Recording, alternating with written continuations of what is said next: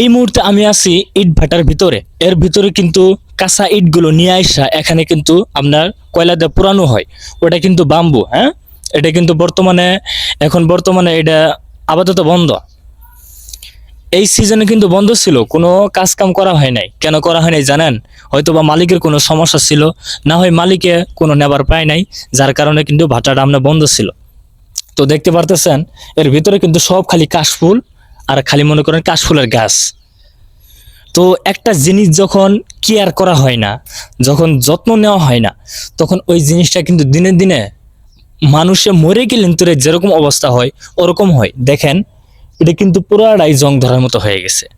যদি আপনার এটা কাজ চলতো তাহলে কিন্তু ভালো থাকতো, এর ভিতরে কিন্তু এত ঘাস হইতে পারতো না।